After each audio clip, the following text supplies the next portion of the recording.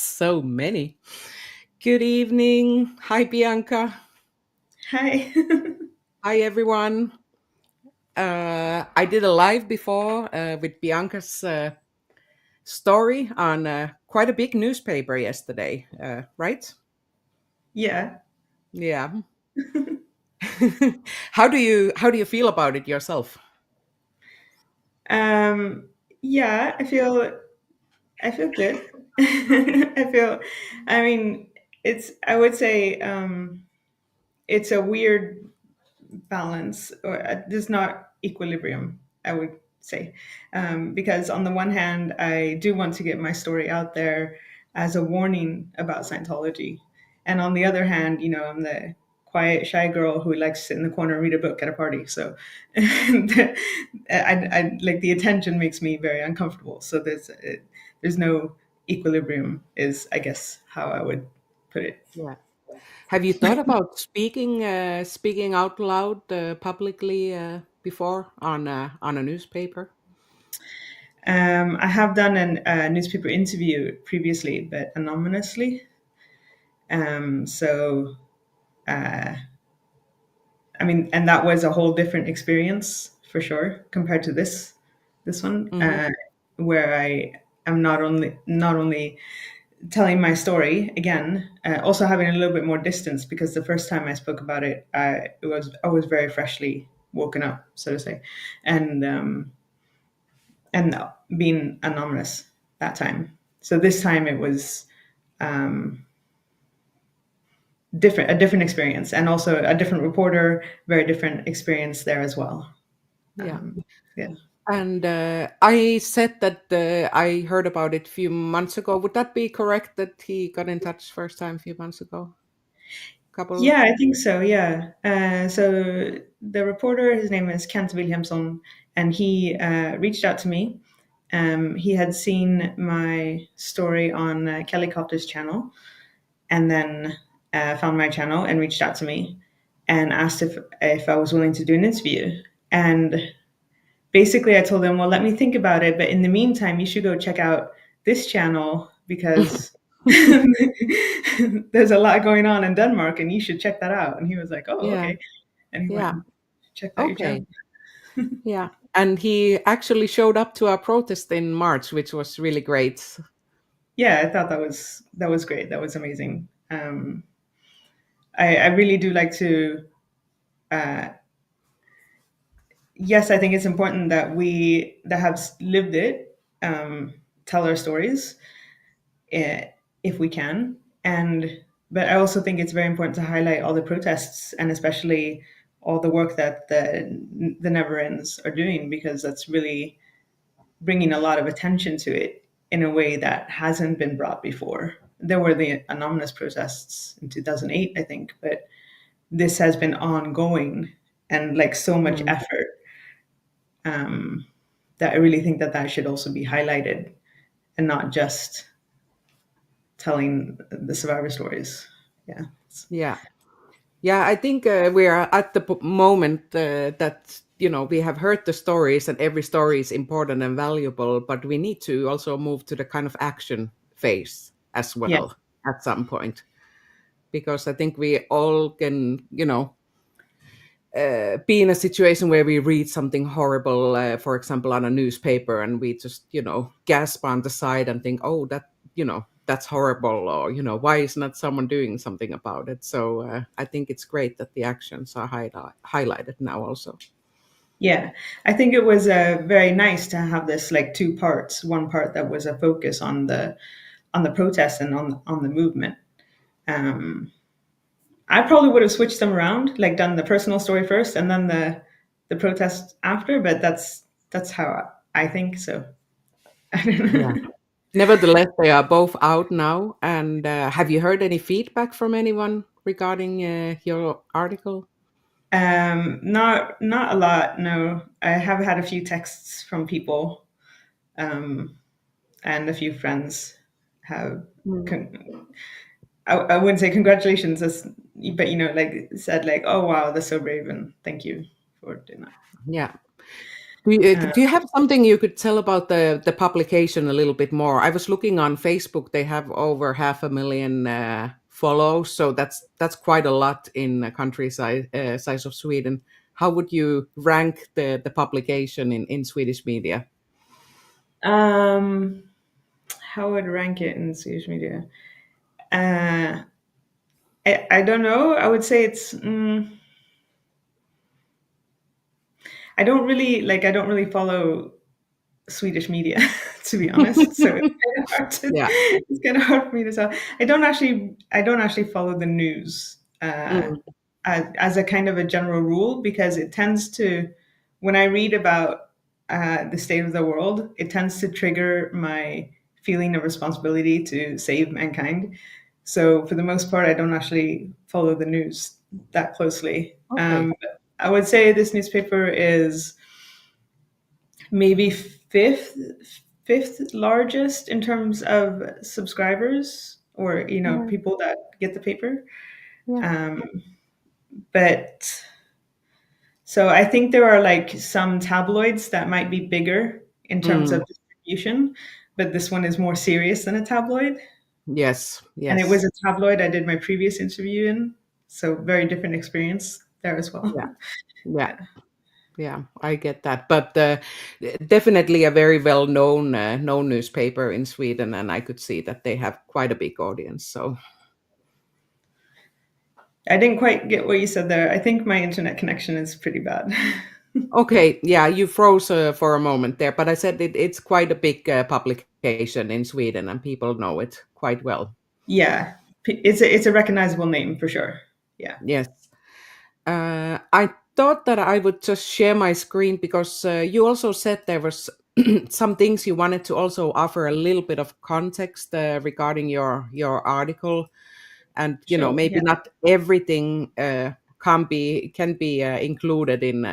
I will just move from the sad picture here, even though you look pretty. You look very sad in that I look picture. very, yeah, I think this is a still from the video clip where Yeah. it's it's just me crying. But you guys have all seen that before, so there's no need to stop. Yeah, but basically your story in the article starts from the moment that you experienced like a massive failure, I think, in your opinion. Yeah.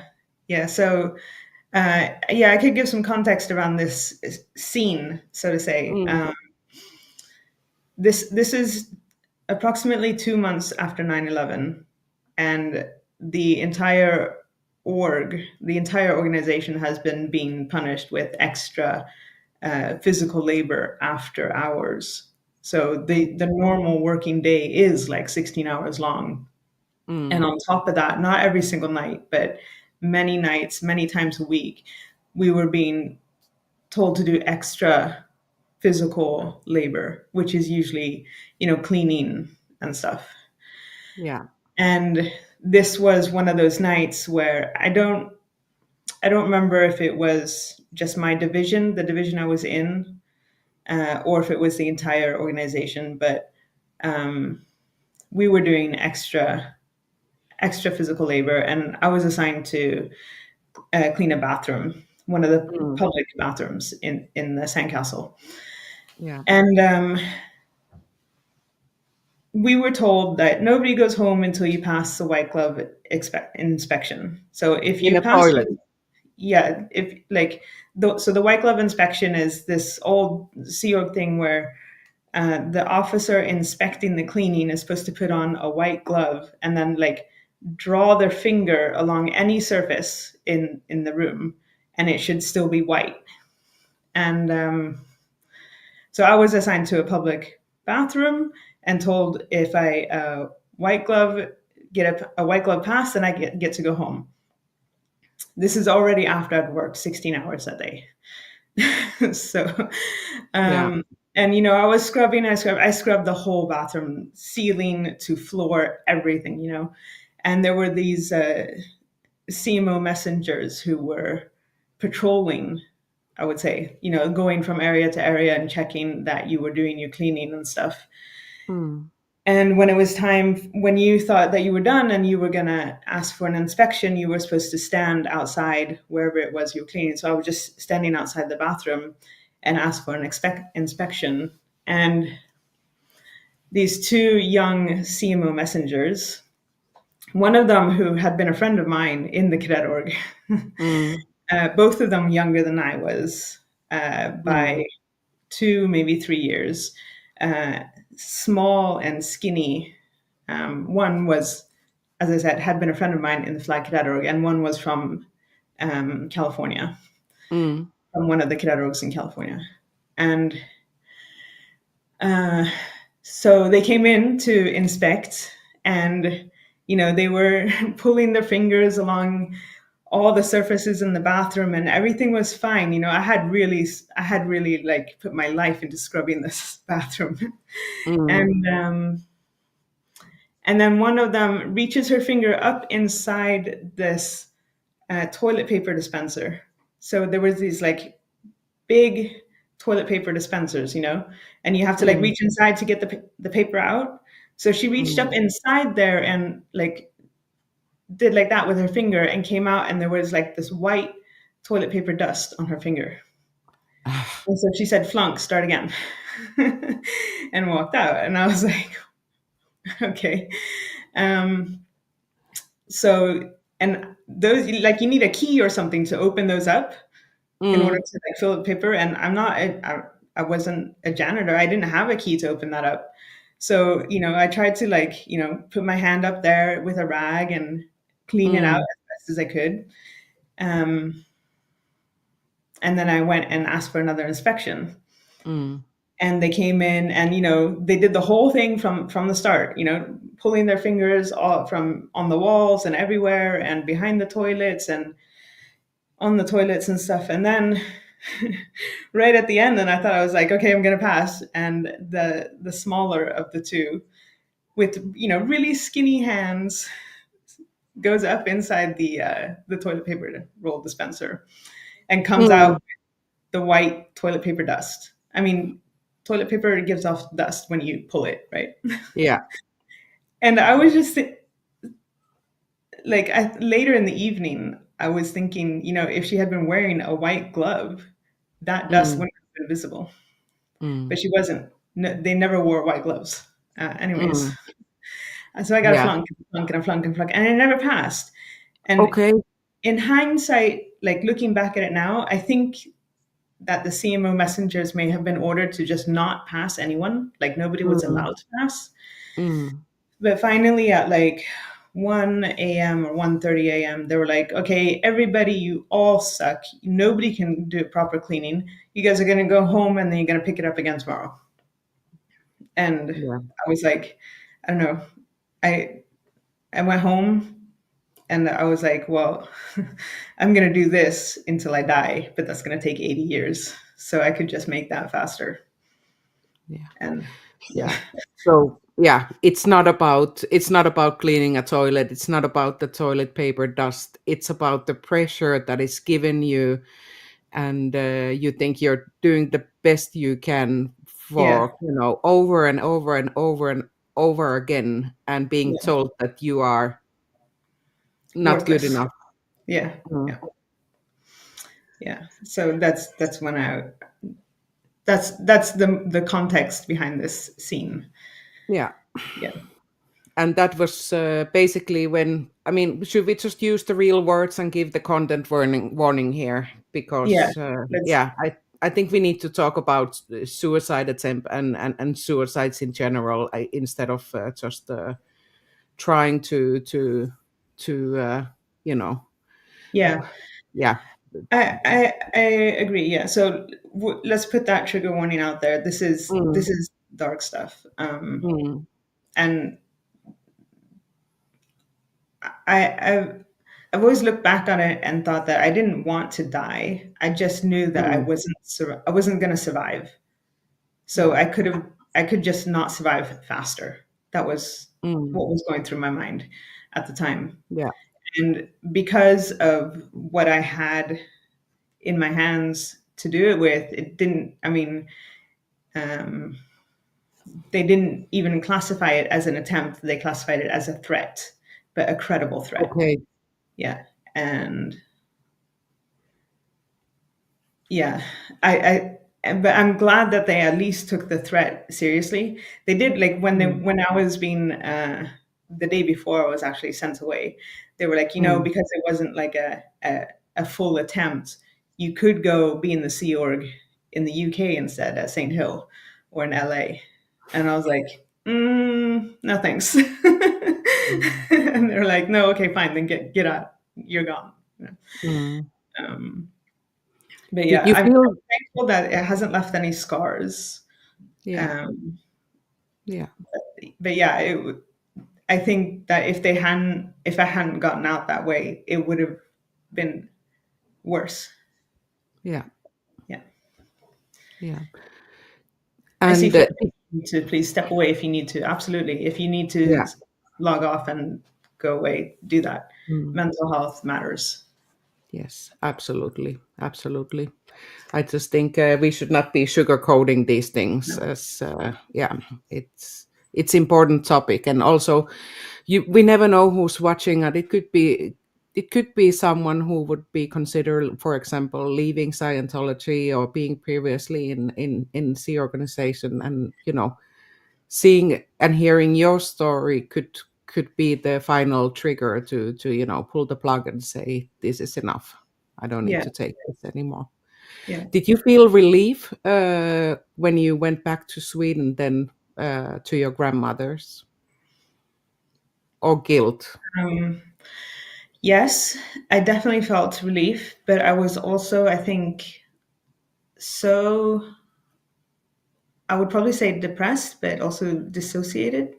I think I had been like in a somewhat of a permanent state of dissociation for Mm, several years. And I don't think that really let up even when arriving in Sweden. I do remember arriving in Stockholm and like taking a deep breath for the first time in I don't know how long, just like, oh my God, there's air. mm, And it felt like coming home, even though the city had never actually been my home.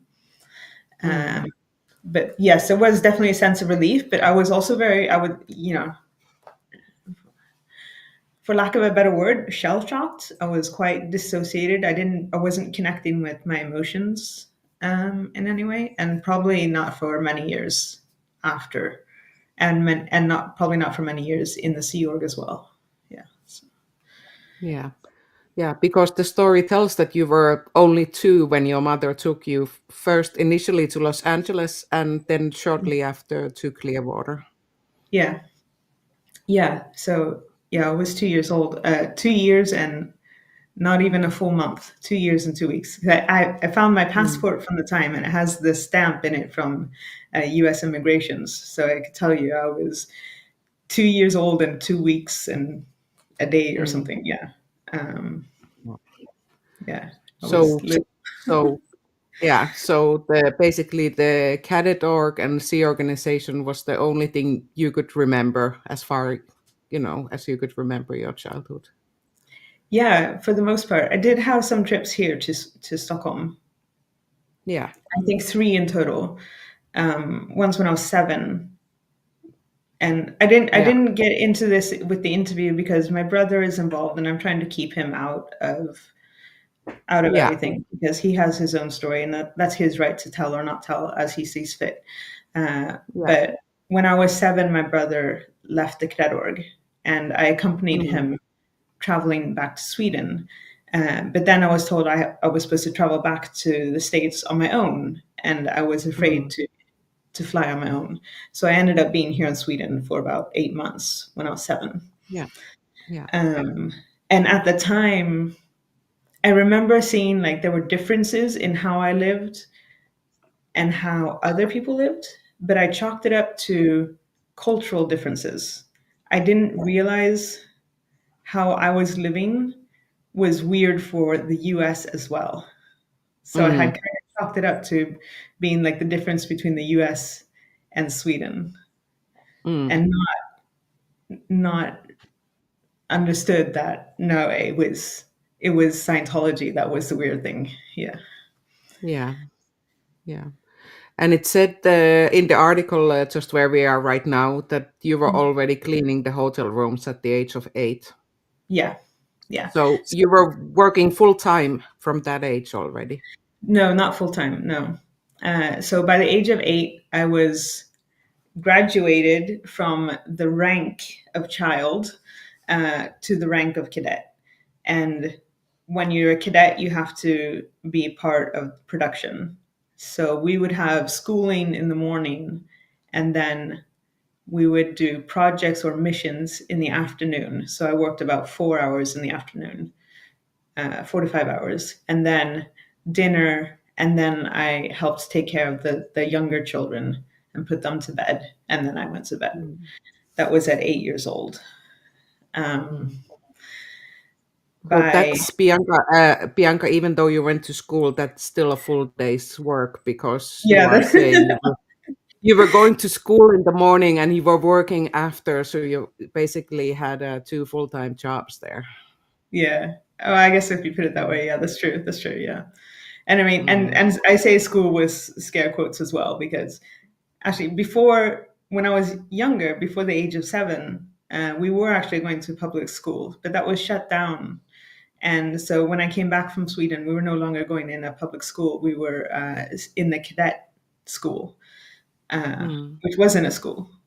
I mean, it was, yeah, we learned how to read and write, and we learned how to do Mm. addition, subtraction, multiplication, division, and that was it. That was like the level we were expected. So Mm. Mm. Yeah, I need to bring this just for kind of context for you also that Amy is saying she was still helping her daughter to blow her nose when she was 8 years old. So, yeah, I yeah, was responsible for putting 5 children to bed yeah. at 8 years old, So, and I was doing mm, housekeeping if that was the mission of the day, or folder paging, or tech paging. Yeah, these other yeah, jobs they had. Yeah, yeah. renovations We, as well. yeah, Yeah. yeah. And we talked also about this that you almost unconsciously try to minimize your experience, or you think it's how do you say Yeah. it sounds more dramatic when it's written than how you Yeah. see it. Yeah. I because so the reporter let me read the draft, and I was allowed to correct some things and such. And then he also sent me this trailer that they put up on Facebook that I know you posted on your channel as well. Mm, He sent me that before it was going to be posted. And I watched it mm, and I was like, oh my God, this is, you're just painting it in such a dramatic theme, And he was like, hey, what happened to you was dramatic. And I was like, whatever. Okay, fine. You want to be mm, that way then? Yeah, I feel, and yeah, I told you as well, I feel a little imposter syndrome. And I think this is like, this is the what I was talking about earlier, being shy, not really actually wanting to have attention on me. I do want to own my mm. story. I do want to warn about Scientology, but I would, if there was a way to do it without being getting any attention at all, I would do that. Yeah, Yeah. yeah, yeah. I understand that, but the fact that you feel like what you have been going through is not, it's not tough or it's not as traumatic as other people make it is Mhm. definitely not true. The reaction from everyone joining in the live when I translated the article before was just full of shock, but at the same time, people are excited that first of all that really proud that you are telling your story and you're putting yourself out there, but secondly for Kent at etc also working on this project and publishing this article and giving it the attention it deserves. It's getting international attention now. Yeah. I mean, And kudos to Kent uh, for doing this for sure. I mean, now he's on Scientology's radar as well. So, and I know that, so that's probably not fun. Mm, Yeah. yeah. There And was also, actually, yeah, I mean, he had to ask me a couple times because I was really like, I don't know, you know, and he was very kind and took care of me during the interview as well. Which the entire thing was filmed, which made me very uncomfortable in the beginning. But he was very nice and just let me talk, and it was good in the end. So yeah. There was a question left in the other video. I think it was the only question. I think we're having some questions here. And if you want to make any questions, please just write the question with capital letters in front of your question, so we yeah. can pick them up easy. But there was a question if Kent would. I mean, we cannot answer on behalf of him, but if Kent would be still continuing to write about Scientology in the future. Do you have a comment on that? I hope so. Yeah, I hope so. And I think as long as, as long as there's something that, I mean, I think he would be interested in writing more about Scientology. But then there's also, the newspaper, what do you call it? The editors and stuff. They also have to think it's newsworthy. Yes. But I think he would definitely be interested, and I hope he'll keep in touch um, with you as well. And and anything that we can find that could be put into an article would be great to just send along. I'll do that for Yeah. sure, and Yeah. I hope he will continue to. Yeah. Yeah.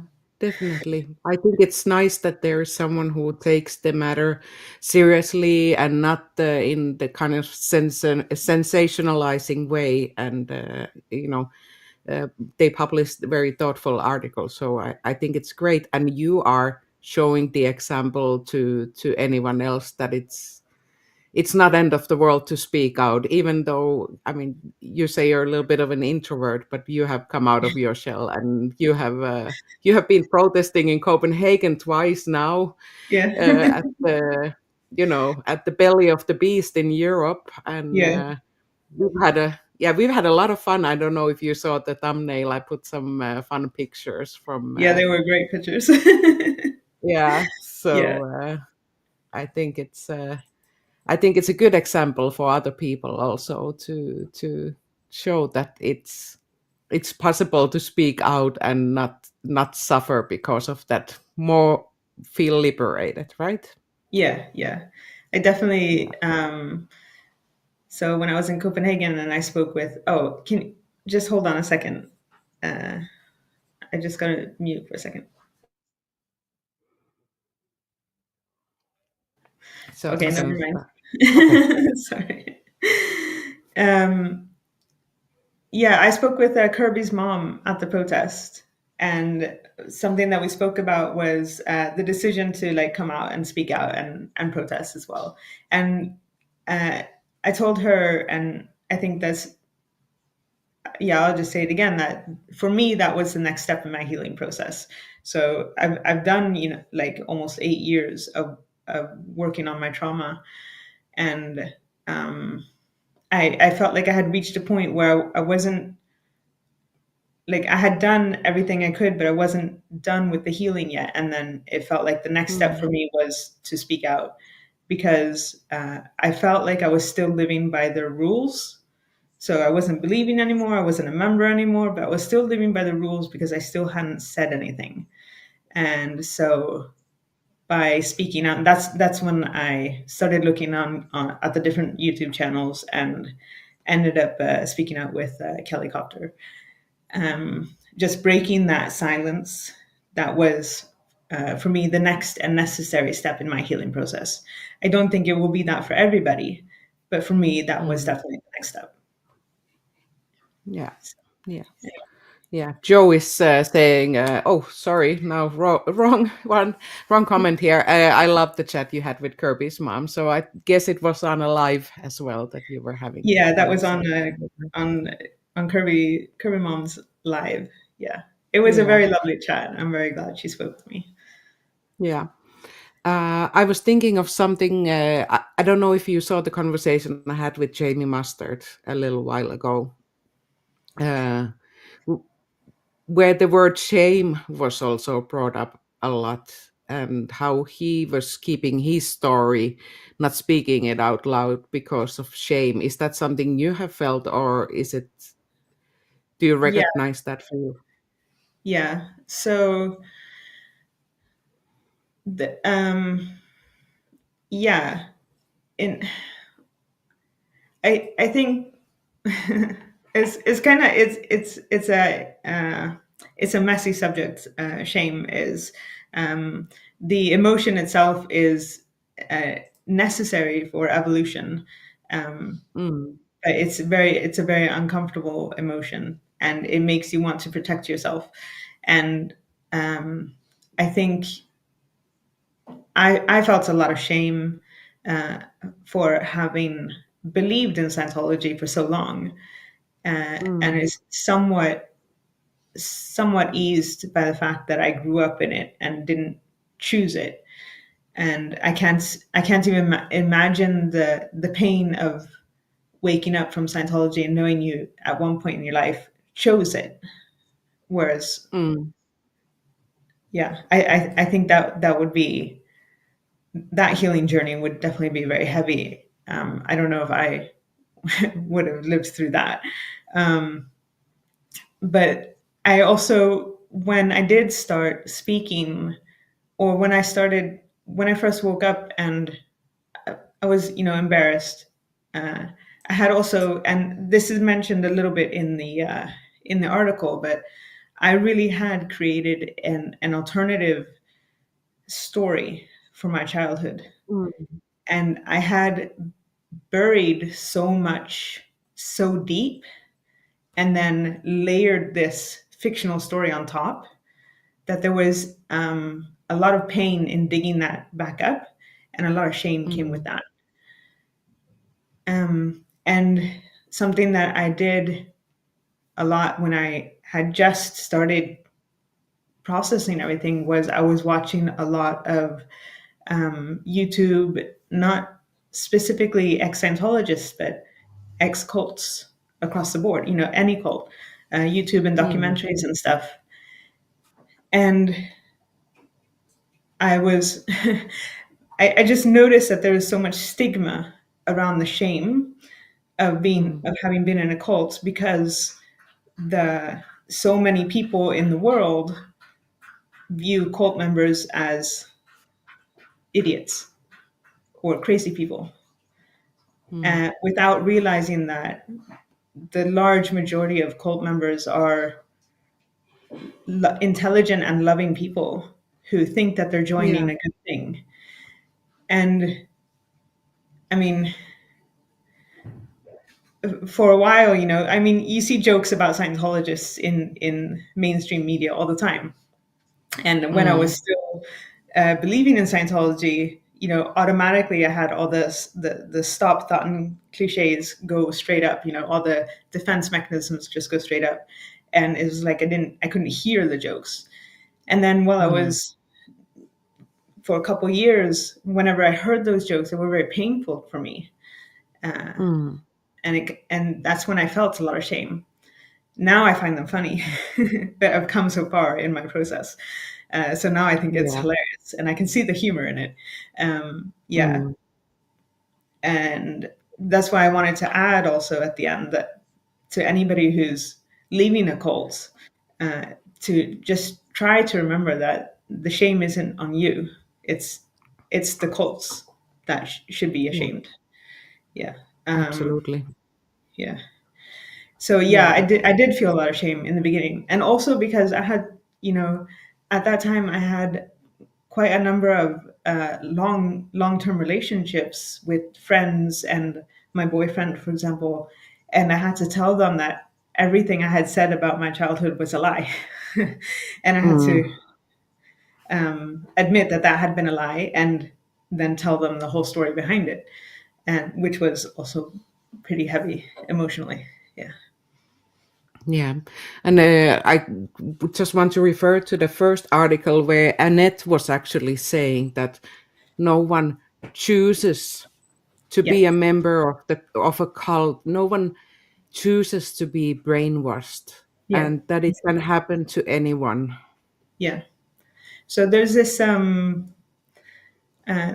girl named Amanda Montell, and she wrote a book called Cultish, which is about how cults use language. And she also has a podcast called Sounds a Bit Culty, I think.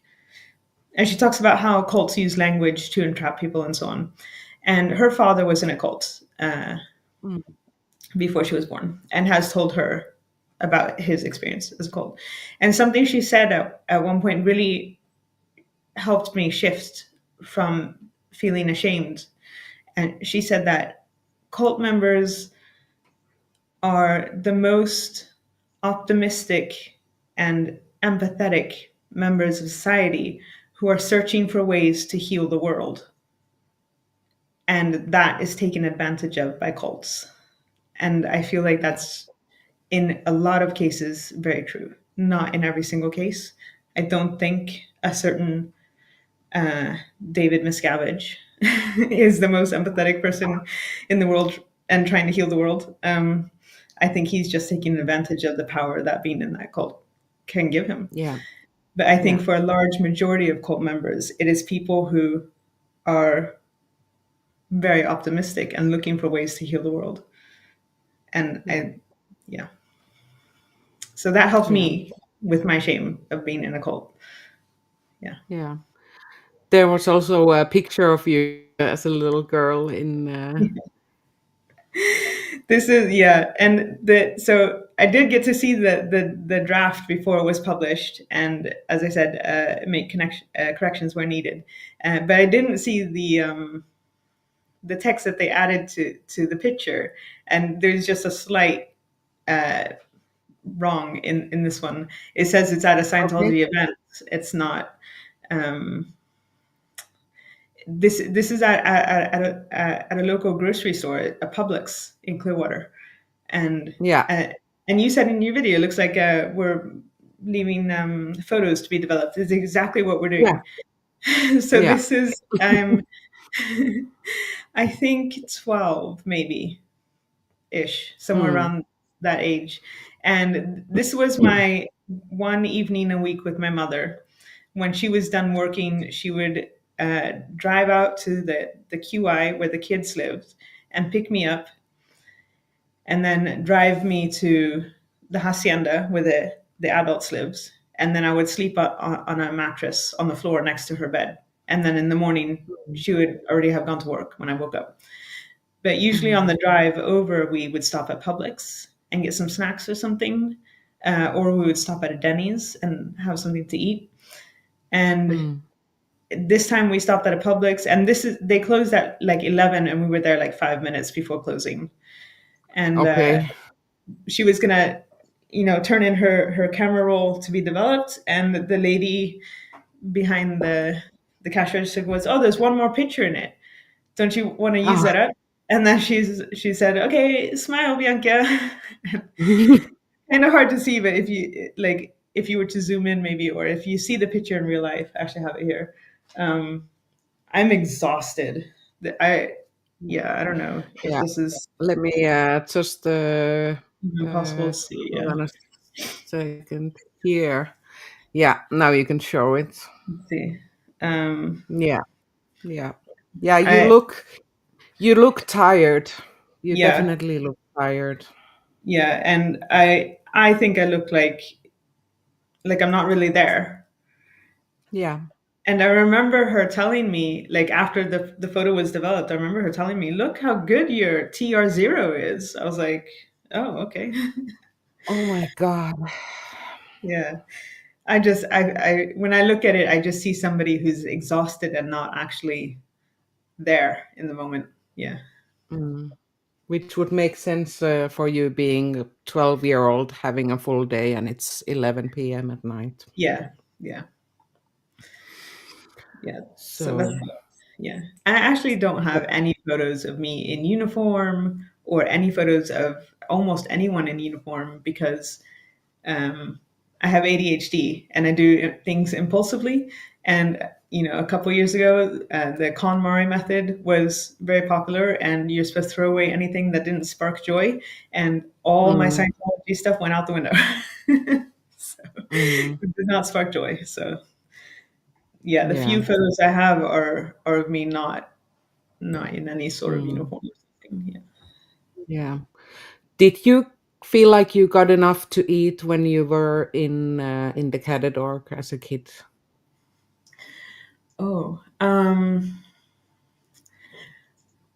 it's kind of a tricky question. Yeah, I did do a video not too long ago about disordered eating. Um, Mm, so we'll just put a little trigger warning there about disordered eating. Um, there was always food, uh, but I would say maybe not always enough. So mm, basically, if you hadn't gotten your if you hadn't filled up your plate within the first 10 minutes of the start of a mealtime, then the food would be gone. There, okay. so I mean, there was rarely enough for to have seconds if you were hungry. I was constantly hungry. That's another thing with my ADHD. A lot of people with ADHD or autism, sometimes they don't feel hunger. I'm kind of the opposite. I never really feel full. I just always feel hungry. Mm, So for me, getting a hold of food, and then I eat everything in front of me as fast as I can. mm, Um, Now, I also grew up hearing stories of my grandmother living through famine in mm, in Finland. When she was a yeah. small child, there were several times of Mm, famine in Finland. So I grew up with those mm, stories. So I always ate everything, even though a lot of the other kids were picky eaters and they wouldn't eat the food mm, stuff. I ate everything, and yeah. like I said, as soon as I could get my hands on it, and as fast as I could, um, which is something I still kind of struggle with. Uh, Yeah. I think that's I my grandmother also, who's 94 now, yeah, Finnish grandmother. It was the same kind of thing that was taught to me as well when it came to food, because yeah, they lived through a period of time when there was not enough food, and yeah, yeah, yeah. And this comes up in the article as well. When I was out of the Sea Org, and I didn't have an education, and I was working at Burger King, flipping mm, burgers for a living, and so on. And I didn't always have enough money, and you know, I had periods where oatmeal was what I ate for sometimes several weeks in a row. um, mm, yeah, so that kind of compounded the issues, I think, a little bit as well. yeah, Yeah, yeah. But when you returned to Stockholm, I just moved the article a little bit. yeah, How was the relationship with your grandmother? Because she was very prominent in Scientology in Sweden, yeah, and did she have a caring side also in her when you were living with her? Did she show yeah. love? My this is probably a reason I could have never left as long as my grandmother was alive. She was the most loving person I have ever known in my life. And she had incredible empathy for everyone and for the entire world, despite being a Scientologist. Um,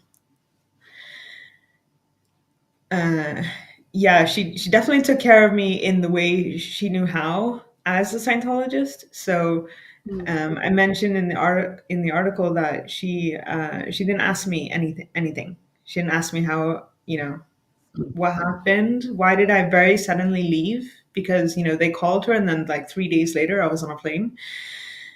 mm, Um, she said at one point she did mention that she was a little shocked that all of a sudden I was coming, and there was no warning about it. But she didn't ask any questions. And this is like a public Scientologist wouldn't have the rank to ask about the Sea Org, mm. and she knew Even that. Even if she was one of the most important figures in Sweden. No. A, Okay. a, a Sea Org member outranks a Scientologist, a public Scientologist. And you don't ask about that. And it was something I didn't really actually think about for a long time until I met another ex Scientologist here in Stockholm who had been in the Sea Org and had a very, very, very traumatic time in the Sea Org. And his entire family was Scientologists, and he came back from the Sea Org, and he wasn't allowed to speak about it. Like he had like severe PTSD, and he wasn't allowed to speak about it with his family, and they did not ask him any questions.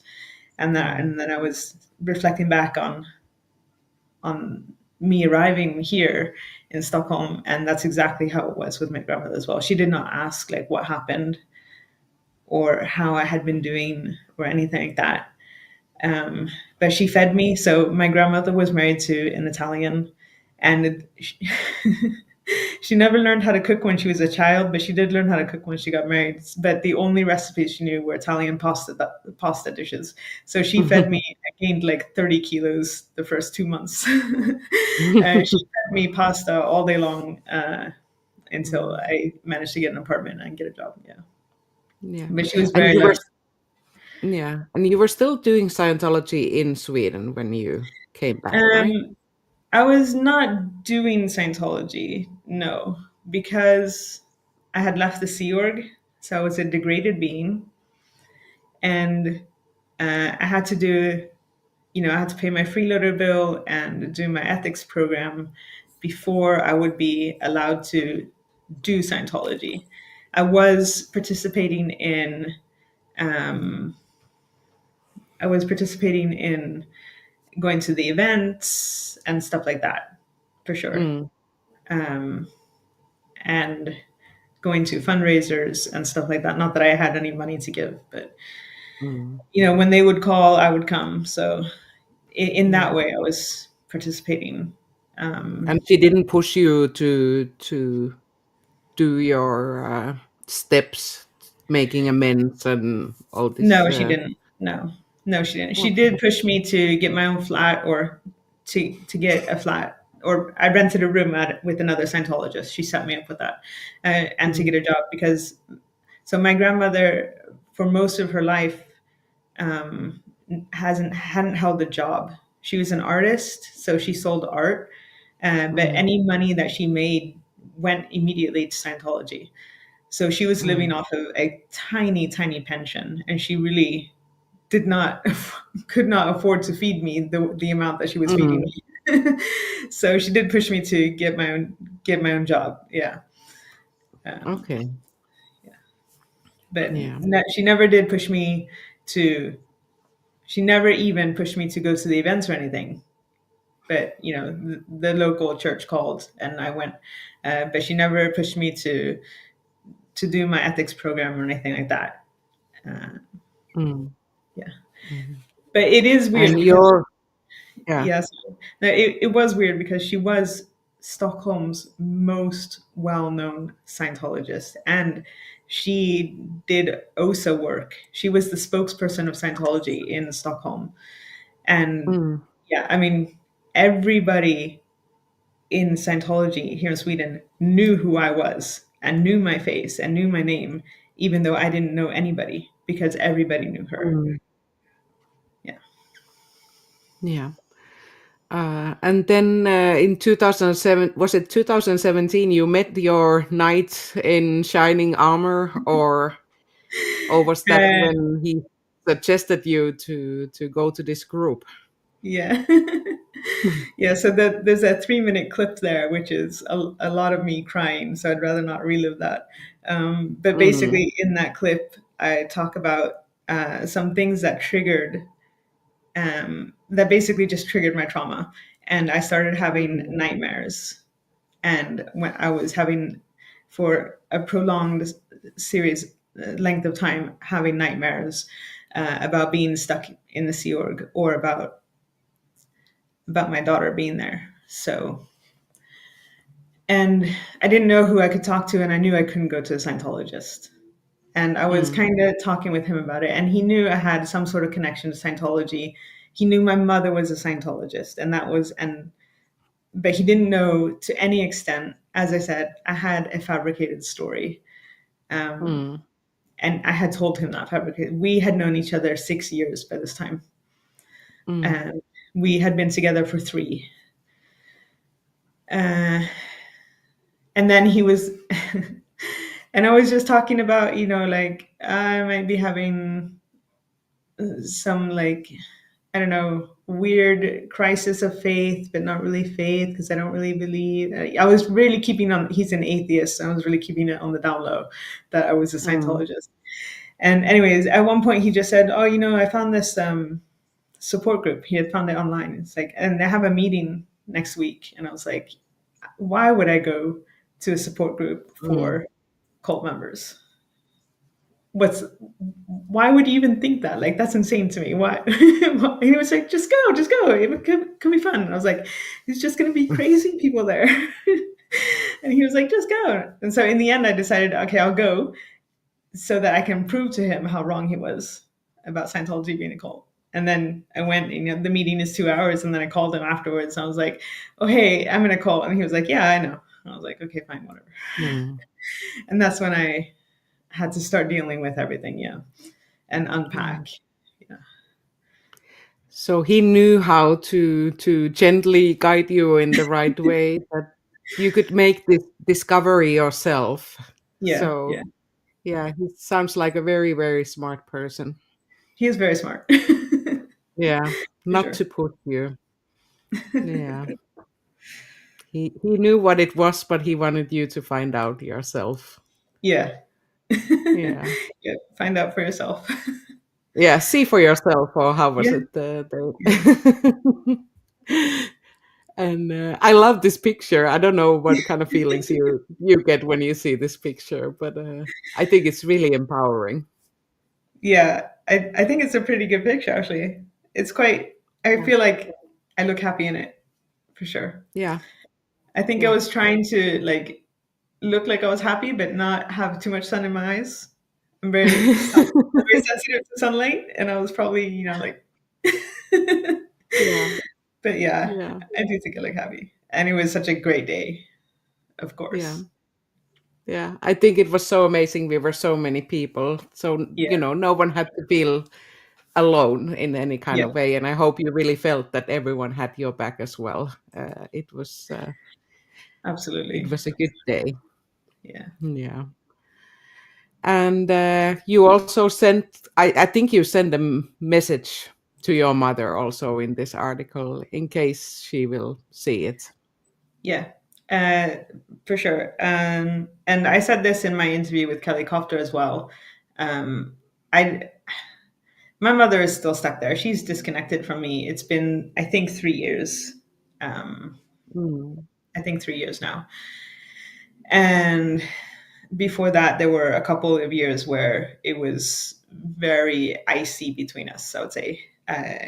Fair roads, fair weather, or Mm. good roads, good weather. I don't never remember what the Mm. expression is. Because she knew I was being critical. Um, but yeah, I, I want her to leave the Sea Org. I don't care if she Yeah. still wants to believe in Scientology. Obviously, I would hope that she wouldn't want to believe in Scientology, but that's not the point. I don't care. I just want her to leave Mm. the Sea Org because as it is now, I would say it's modern slavery. I don't know what kind. Mm. I heard that she's on a reduced schedule, but that would still mean probably 8, 10 hours of work. Maybe Mm. that's what the reduced schedule was when I was there. Um, Mm. and she doesn't I know she has health issues, and I know she can't go whenever she needs it. She has to go Mm. whenever they approve it. She hasn't come visit her grandchildren. She has several Mm. grandchildren, some that she has never met. I just want her to leave the Sea Org. If she wants to believe in Scientology, that's fine. That's up to her. I just want her to leave the Sea Org, and if she feels like there's nowhere for her to go, she can always stay with me. We don't have to talk about it. she can always stay with me. Mm. I will always have space for her. Yeah, yeah, yeah. I hope she takes up on that offer one day. I I mean, hope we so. can only hope. Yeah, Yeah. yeah. Uh, just to get us a little bit angered up again once again, let's just talk shortly about this response from Scientology, because I think this was incredibly lazy out of them. I don't know Linda Wieland, if she's related to Janet Wieland, who is apparently an OSA agent in LA, kind of a bigwig in that environment. I don't know if they're family together, but it's someone from the communication department in OSA in LA. Um, yeah. And they were saying that, yeah. This is exactly what I expected as a response when he Mm, told me that he had sent them questions. I was like, well, this is what you're gonna get, and it was exactly this. Yeah. mm, Yeah. mm. Tilty Bird dislikes Linda. I think all of us dislike Linda very much. Yeah. Mm, Um, yeah. What yeah. should they? So Oh, Scientology basically, parents. liars with your own agendas, with their own, yeah, Yeah. Yeah. yeah. So, and also, I found it very strange that they were also attacking the journalist, saying that he was biased and he was joining a group of so-called protesters. Yeah. Yeah. Mm. And that's also like very twisted because as a journalist, if you're going to write something about protesters, it's not like you can do that without visiting the protest. So, you Yeah, know, what are you guys thinking here? yeah, exactly. But it's funny that at least in Denmark, what they like to say is that they respect the right to protest, but still we are hateful bigots. So Yeah, make that make sense. yeah, yeah, exactly. Make that make sense. Yeah. Yeah. I just saw Emily was in the chat saying that they missed the Q&A. If you have any questions, you are more than welcome to put them now, because we are in the end of the article and Yeah. I have started some comments here. So if you want to ask something, just you're more than Pop welcome to ask or put any comments. So I'll just start to go through from here where I have start some comments. Kate is saying it's unbelievably brave of you. Thank you so much, Kate. Yeah. And Mona Fat Grammy is here to saying hi to us. And Iris Smart, our protesting buddy from Ireland. Yeah, it was really great to meet many faces that I have only seen a name on the screen. And Yeah, for sure. yeah, It was great. yeah. And also to find out how good we could get along, even though we had never met each other before. So it was I know, right? It's amazing amazing. opportunity. Yeah. Lisa is saying, I am proud of you, Bianca. You deserve the best in life. Thank you so much. Hmm. I don't know why I have this feeling, but I think people need to keep on repeating that to you at all times. I get incredibly uncomfortable. I'm Yeah, trying to just accept it and take it in, but yeah, that's. yeah, yeah. I But thank mean, you for people saying it. don't people don't even know half of the story of how hard you have worked to get where you are right now, and getting a university degree when you arrived to Sweden, basically not being finished your middle school, and Yeah, really fought your way through. So yeah. you really do deserve the best. Thank you. Yeah, So, I have done hard work for sure. yeah. Amy M is asking, does Bianca think the cult will be brought down soon? This is a very hard question to answer. Uh, I think I don't think we can. erase Scientology. That's not going to happen. I think we might be able to bring down the organization of Scientology, as in, you know, get the Sea Org disband, get the all the churches, shut down and stuff. But people, I mean, already there have always been independent Scientologists. I don't think it's possible to wipe out that kind of, at least not for many many lifetimes, maybe, or generations, I Mm. would say. um I mean, in Sweden, I'm pretty sure you can still find people who believe in the Viking gods, and that was, you know 1,000 years ago. Yeah. When that was over, right? So I don't think we can totally wipe out Scientology. It can't be erased. We could see them having their tax exempt status removed, which would definitely deliver a massive blow and possibly dismantle this organization and the organized Scientology, Yeah. which I think is possible. I just don't know Mm. how. Like, is it possible within this generation? I don't know. Mm. Maybe. I Yeah. do feel more and more optimistic about it than I ever have previously, for sure. And yeah, that could be possible. It could be possible within 10 years. Yeah. Um, but I also think, even if not that, they're shrinking, right? They're shrinking, so Mm. it's going in the right direction. Yeah. And I think the only way to actually fully erase the existence of cults, all cults, is not to. Mm. Of course, there needs to be focus on taking down the cults, or the cult leaders, I would say, like the organization of Mm. cults. Um, Mm. but you can't really uh, erase a belief system or beliefs or different beliefs. But what you Mm. could do is focus on education in earlier years, Mm. and just educate on critical thinking, educate on uh, autonomy, personal integrity, and so Mm. that people will notice when their boundaries are being crossed and be able to say no, Yeah. and be able to take a Yeah. step back and look at something critically and realize it's a cult before being sucked in. And I think that Yeah. that type of education, without being scary, you can do that. Um, yeah, I don't know how, but uh, I've actually had Yeah. a question earlier. I did a talk about cults. I think this is 2 years ago.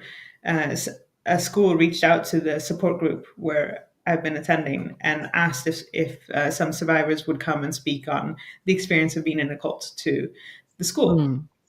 and I did that. Um, and at the end of I think we spoke for about 2 hours. It was me and one other survivor from a different cult, and at the end, we had the questions, and they had scheduled for like 15 minutes for questions, and we ended up going for like 45 minutes. There were so many questions. But Mm. somebody asked us, like, right at the end, like, how do I prepare my child for not getting, like, if she's 4, she had a daughter 4 years old. She's like, how do I prepare my child? Where do I start? And I said, personal boundaries. So just Yeah. just teach children about personal boundaries and and autonomy, and start Mm. there, because then, if we're doing that across the board in the younger generations, then the cults are going to die out. That's what I believe Yeah. Yeah. and hope. Yeah. Yeah. Serge Delmar is here saying so proud of you, Bianca. I'm so proud of you too, Serge. You're doing amazing work. It's wonderful. Bodil is saying, I agree about the order of the articles, but the ETC is more action oriented than other media. So here I think the order was good. Hmm. So maybe Maybe, yeah. maybe it was an introduction to Scientology and what's happening, and your story was more of a deep dive Yeah. into. Yeah. individual experience. Yeah. El Tifa is saying they just subscribe to your channel. Thank you. You have your own channel that has been shared here several times in the chat as well. And yeah, I hope people will find it. You have really good content. And even just a couple of days ago, I heard someone saying that your illustrations of that you were making were really good in Thank order you. to build understanding. I really like a whiteboard, guys. Yeah. Sir, I think he's referring to the 9/11 event, saying Debbie Cook went crazy, crazy, crazy after that. I remember that time too, Bianca. They were going really crazy. Yeah, So it Debbie was. Cook, she's kind of notorious in Sea Org, right? Yeah, in in the world of Scientology, I would say for sure. Yeah, She was the captain of the flag service organization for a very, very long time. And yeah, it's, I haven't really spoken about Debbie a lot because I worked directly under her for a number of years, and there's a lot of trauma involved in that for me. So, yeah, and it's also very complicated with what with the actions that she did after leaving. It also complicates the matter as well. So yeah, yeah, someday I'll get into that, I guess, and maybe I'll yeah, do it with Serge yeah, because he knew her as well. We'll yeah. see. But she was not just a innocent victim in all of this. No. So I mean, she did join the SEERG when she was 14, I think, or some a teenager mm, at least. But no, she definitely did not. She became an abuser for sure. yeah, yeah, And yeah, yeah. A story for another time. yeah, Uh, Serge is also saying we smell the fumes, no protection for lungs despite heavy fumes. This is something that I understood that in all different areas, whether it was cleaning or kitchen or whatever, you used a lot of heavy chemicals, even doing laundry. bleach and ammonia. Yeah, Yeah. this is the only chemistry I learned growing up. You cannot mix bleach and ammonia; it's deadly. It produces a deadly gas. But we Mm, cleaned everything with either bleach or ammonia.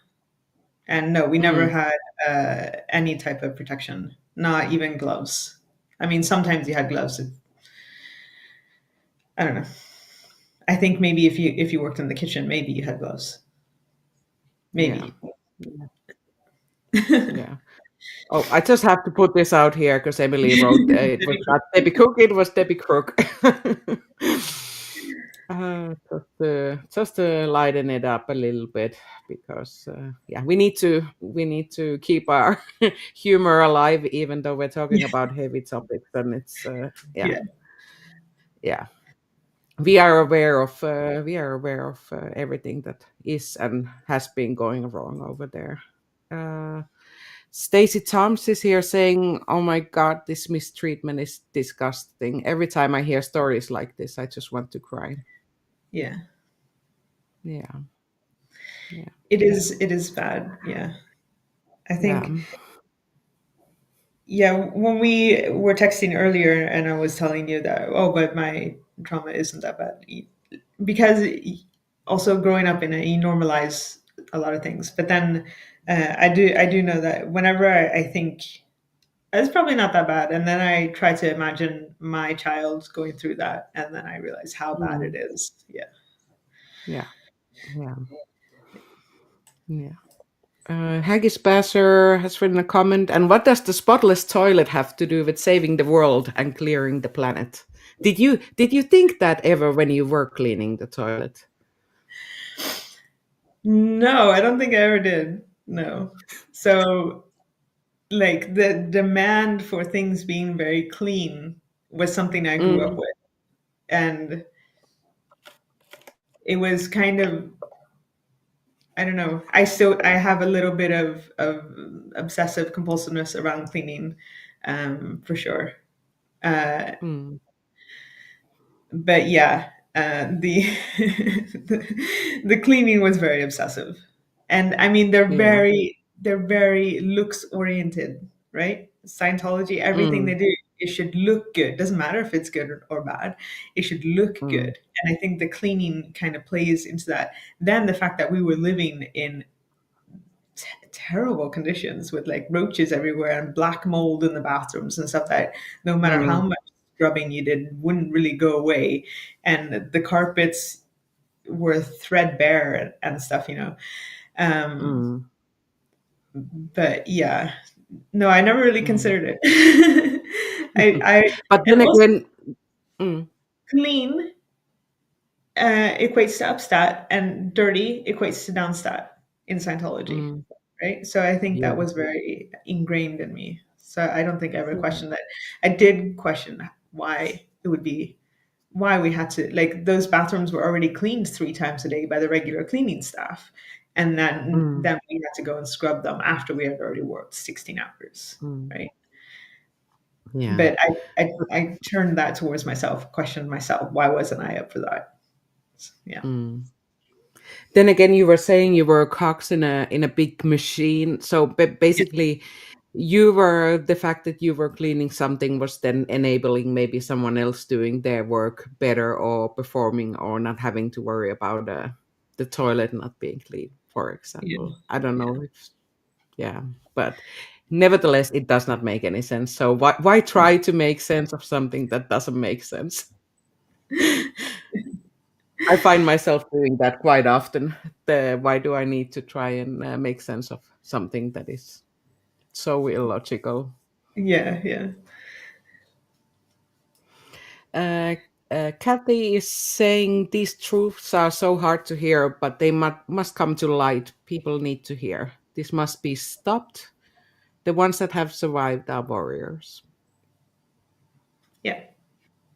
Yeah. Agree. And Fluffer is commenting the rank of a child is for people who aren't useful yet, which is disgusting and heartbreaking. They would probably give that rank to people with severe learning difficulties, from my understanding. Yeah, probably. We did actually at one point have a child who had, um,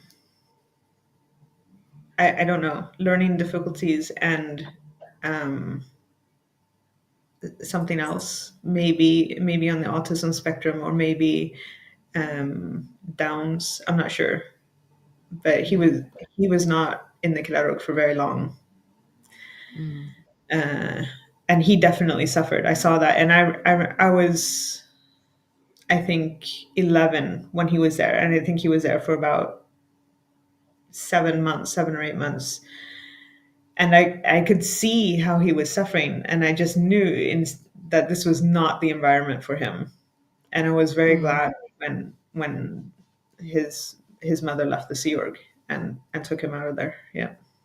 yeah. And he would have been treated also like it was any issues would be self inflicted, right? Yeah, so basically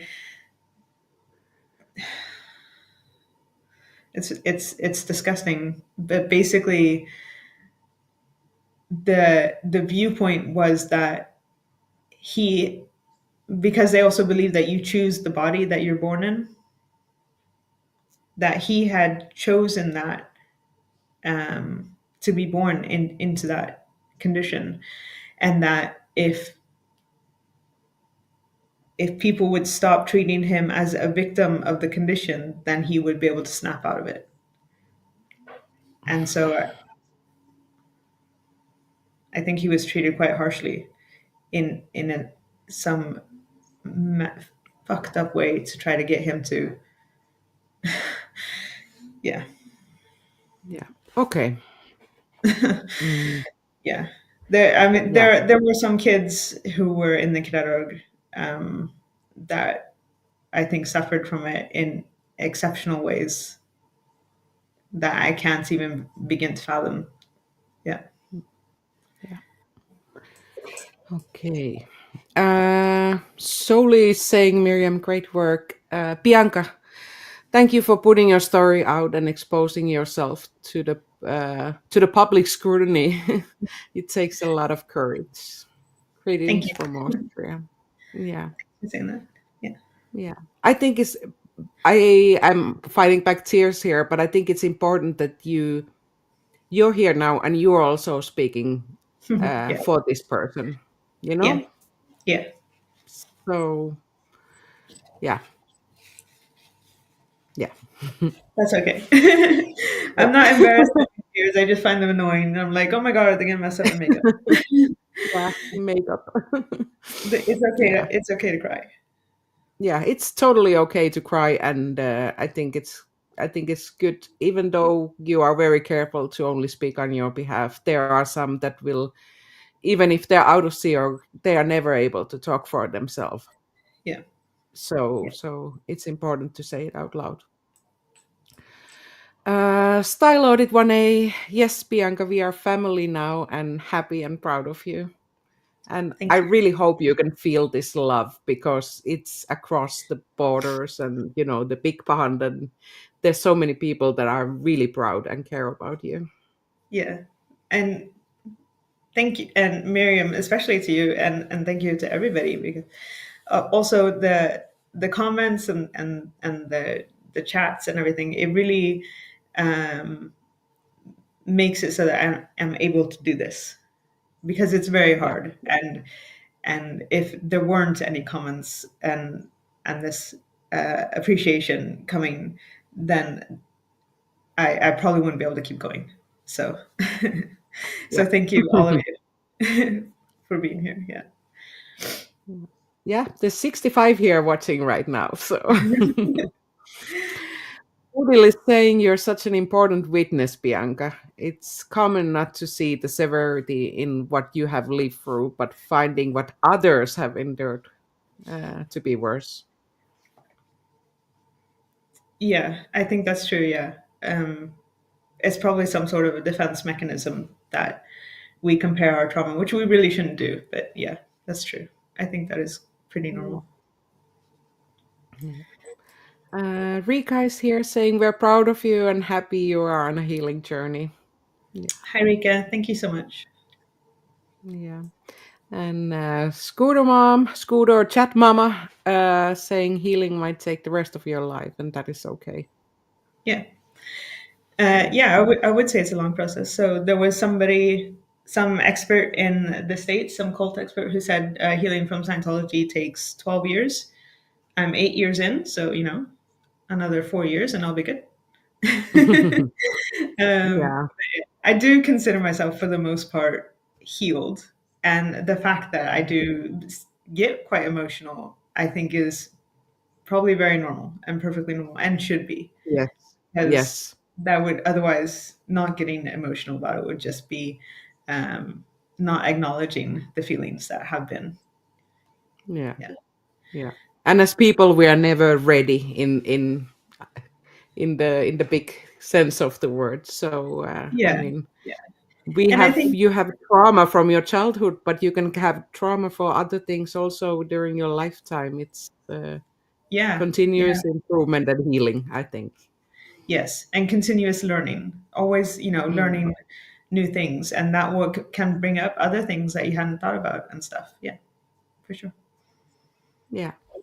Yeah. Rika has a question. Does raising your kids in a healthy manner help heal your inner child? Maybe. Mm. I I'm kind of at odds with the phrasing inner child. Something about it, just, I'm like, I Mm. yeah, I don't know what it is, but and but then also, I don't, like, in the article it refers to me as a 43-year-old woman. I was like, excuse me, who are you calling an adult? That's not me. Oh my god. Yeah. So I don't know. Yeah, but raising a child is a challenge, regardless of what you've been through in life. And I just hope I keep learning more. And she teaches me so much, um, and I just hope I get better at being a parent consistently all the time. Yeah, I don't know. I tried to do it in a healthy manner. I don't know. I've already promised my kid, when you need therapy, I'll pay for it. That's fine. That's the best promise in the world, I think. Yeah. Yeah. Tildy is saying it's not about intelligence, it's about vulnerability. And that's what is so evil about these Yeah. cults. If Yeah. anything, it reaffirms the good inside of you. Yeah. That's Mm. very true as well. In a research paper I was reading about cult recruitment, um, the author of the paper uh, made some bold claims. He even said it was bold claims, but I do feel like uh, maybe he doesn't yet have the data to back it up. But he said that everybody at least one point in their life is vulnerable or is in a situation where they would be vulnerable to cult recruitment. And the fact Mm. that 90% of people haven't been in a cult just means that they didn't meet or stumble across a cult while they were in that moment of vulnerability. Yeah. And yeah, for sure. I think everybody has moments of vulnerability to um, cult recruitment, especially with the tactics that they use to recruit people. Yeah. Yeah. Yeah. Haggis Basher is asking, what exactly do they tell you about non-Scientologist public? Um, What did you think about the outside world and people who were not Scientologists? Or did you even think they existed? yeah. Well, I mean, there are some horrible words that are used to describe non-Scientologists that I will not repeat here. Mm. Um, so there was that. I I'm gonna quote Hubbard here. I'm sorry, Hmm. trigger warning. um, Lafayette coming. Lafayette. There's a quote from him. I don't remember the. I think he's talking about ethics or something. But he says man is basically good, and this was one of the few things I felt resonated with me from a very early stage. I have always been of the belief that people start out good, and being good and kind and caring and empathetic is the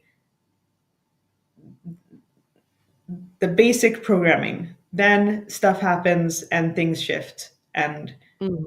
things. Now I've learned a lot about psychology and stuff since then, and I do know that there are people who are in have psychological issues that make it very easy for them to veer away from being good. Um, Different disorders and stuff.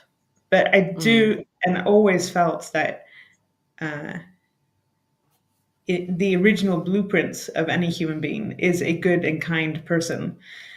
And so I remember that I used to not try to think of them in those words that were used about Mm. non-Scientologists. I used to try to think there are Scientologists and not yet Scientologists, which is how I thought of them. Yeah. Um, yeah, uh, Okay. I don't know if that made sense. Yeah. But I mean, they tell you some horrible things about non-Scientologists. Yeah. They have Yeah. some horrible derogatory words to describe them as well. But Mm. then it's also always like, but you got to be out there recruiting or getting people in. So I was Yeah. like, well, if you hate them so much, why do you want them in? But obviously, Yeah. they want them in, whatever. Um, yeah. Yeah. Laura is here. Uh, she says severe PTSD about talking about info or inside details of C organization or Scientology's inside tactics. I assume she's referring to herself, maybe. Yeah, it could be, for sure. Mm. Um, I think this popped up when I was talking about the person I met who had been in the Sea Org and then come back to Sweden and couldn't talk about uh, Yeah. the trauma with his Scientology friends or family, his Yeah. Scientology family. Yeah, Yeah. and that's also a very weird secrecy that I've been thinking of maybe doing a video about that at some point. But yeah, this secrecy between all the levels of the hierarchy of Mm. Scientology. Yeah, Yeah, that would and be interesting to learn. I'm not so much aware of that, yeah, but it's very isolating as well. Yeah, mm. especially for CEO. But Yeah, do you think it's also protecting because when people are not talking with each other, then also the so-called bad data cannot be spread in the yeah, organization either? yeah, Yeah, exactly. Exactly. yeah. Emily is saying, I just want to say that Bianca is so incredibly brave, and I'm proud of your ability to speak out. Thank you And so I much. love both masterpiece articles. Yeah. Thank you. Hmm. Donna is also saying, I'm late. I was enjoying the sunshine, but I want to say, way to go, Bianca, and you're a warrior. Thank you so much. Now this is a make Bianca uncomfortable hour because Tilde is saying, Bianca, your hair is gorgeous. It gives magical, powerful queen of a castle of truth and safety vibes. Ooh. Yeah, yeah, your Yeah. hair is quite Thank you. amazing. I'm having do you know I used to dye my hair all the time, and then Mm, I just decided to let the gray hair grow wild, and I've done that for 7 years now. And now I don't know why, but recently is I'm embarrassed by them. But yeah, mm. but thank you so much for I saying think, that. yeah, I think it looks cool. It's like Okay. your stripes; you've earned them. Earn them with stress and trauma. Jesus. Sophia is here. This is regarding the educating children. That Germany Mm, did that education part after World War II, and it starts with building children's self-worth and critical thinking skills before teaching them why it's such a focus nowadays. yeah, I think that's I think that's great. Um, Mm, I've heard a lot about that as well, about how they talk about World War II and stuff in the schools in Germany, and I think they've taken the correct approach to it. And yeah, I think that's yeah, education does so much. There needs to be more focus yeah, on education. Yeah, yeah, yeah. Joe is here saying, "We love your strength, Bianca. You're a powerhouse, maybe, like many that have left and show resilience." thank you so much, Joe. Yeah. Thanks. Yeah. Hmm. And Kathy is saying, "I'm sending all a hug, and I hope you all can feel it through the screen." We can feel it. Yeah, I can feel it. Yeah. Kathy. Yeah, she's amazing. I can see that Anne Catherine is also arriving here a little bit late, but better late than never. Hi, Anne Anne Catherine. Catherine was also in our protest, so yeah, Yeah. yeah, and yeah, we had really good time together. So thank you for showing up here. Also, you can just go all the way to back, unless you have some questions for Bianca now, and enjoy the conversation. Kate is saying your hair looks beautiful, Thank and you. Tilty says it's stunning. And Okay. Rika is agreeing with it. So I don't think you should be dyeing your hair anytime soon. Uh, we'll see. We'll see. Hellebord is saying, I'm in the exact same boat with my grace. And Rika's saying, I love the silver strands. Yeah. Okay. So don't dye your Yeah, I hair. got my first gray hairs at 25. I was quite young. Yeah. Yeah. And Fluffer is reminding everyone to send, yeah, the wonderful SB chef some appreciation and positivity too. Yes, for sure. Yeah. And appreciate his Uh, nuts. yes, exactly. Everyone loves Samuel's nuts. I still have a little bit left at home, so I Yeah. cherish them like nothing else. I think we come in the end of the comments and questions now. So if there's anything, just Now's the last chance this time. I'm sure we'll talk together again soon, and you will also pick up on your channel as well. Uh, Yeah, I hope so. Yeah, yeah. I yeah, might be taking a little break now. yeah, I feel like I've been needing it, but yeah, I hope to yeah, get back to it. yeah, of course. And Lakshmi Cool is sending love. Thank you so much. And great grandma is also here sending love, as well as Lorelai. Yeah, you definitely deserve the break, and yeah, I'm hoping. I'm not hoping that your email will be filled with the interview request, but I hope that it will increase some interest on this topic, and maybe at one point you will be talking with some other journalists as well, and potentially have more exposure on Scientology. Yeah, that would Uh, be exciting, interesting, and good for sure.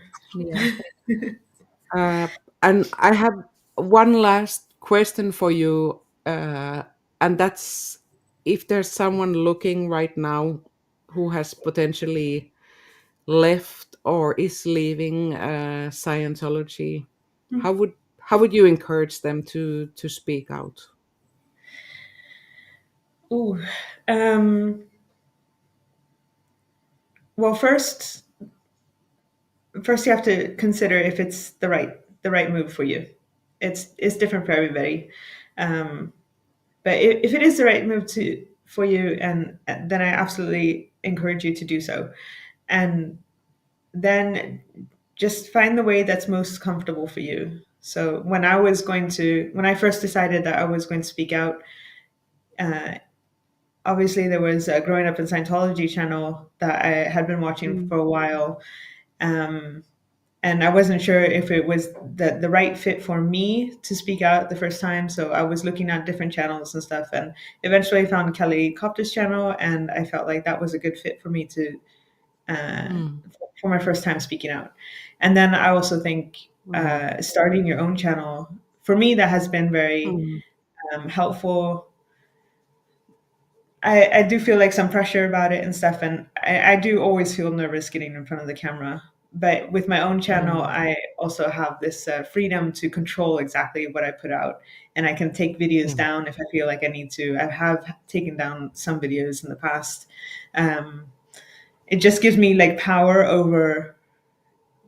uh, over my story in a different way than doing, speaking to a reporter or speaking on somebody else's channel that mm, suits my needs. So mm, it's really about finding the way that works for you. But yeah, if speaking out is the right step for you, I definitely encourage it, because we do need more people speaking out. We need everybody who can, and everybody yeah, who would like to do so. yeah, yeah, Yeah. yeah. And of course, I didn't mean it in a way of pushing anyone to do No. that. Yeah. It absolutely. I think everyone should do what they are comfortable. But if it's just about the nerves and taking the plunge, then you would be encouraging to do Yeah. that. Yeah.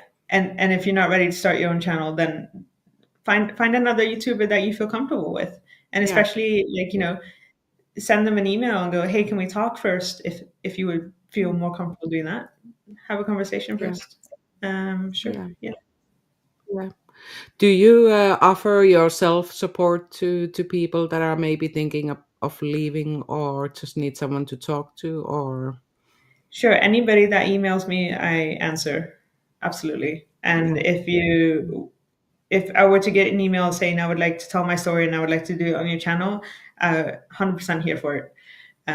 I yeah, do also advocate, take a break if you need to. I might be taking a break now. I felt a little bit, especially after doing the interview, that I really needed a break. And for me, taking a mm, break means I don't even look at anything else on YouTube. And yeah, that's how I cope, right? Uh, yeah, but yeah, if somebody were to reach out to me, I'd be there 100% for sure. I do yeah, think that anybody who wants to tell their story should have any platform they want to do it on, yeah. hopefully, That's to do so. great. Yeah. That's great. So, okay, but then we are done. I wanted to leave Emily's message on the screen because it's very encouraging and yeah, I think a lovely comment for you, Yeah, even thank you though so it's much. in Swedish. Can you say it in Swedish? Yeah, ta hand om dig Bianca, du är så otroligt stark. Which Yeah, means take care and you're very strong. So, yeah, yeah. thank you so much. So, so thank you so much for the talk, and then you might have a little break, but I'm sure we'll see you again Yeah, sooner than later. And hopefully sooner than later. Yeah. yeah, I'll probably just be on my little channel doing my own thing. But yeah. yeah, definitely. You need to be in charge of your own decisions and Yeah. your own life. So it's yeah. It's great. Okay, but I hope everyone has enjoyed this conversation. I didn't have anything really prepared, so I hope, yeah, you enjoyed it. And Bianca's insights. You always have so great insights and comments Oh, and thank you. answers to even the more difficult questions that I feel like I'm always learning with you as well. Oh, thank you so much. Yeah. So I hope everyone's going to have a great night or day, depending where you are. And I will see you tomorrow when I'll talk with Apostate Alex about protesting in Europe. And I Okay. hope to see you all there tomorrow. Bye. Bye.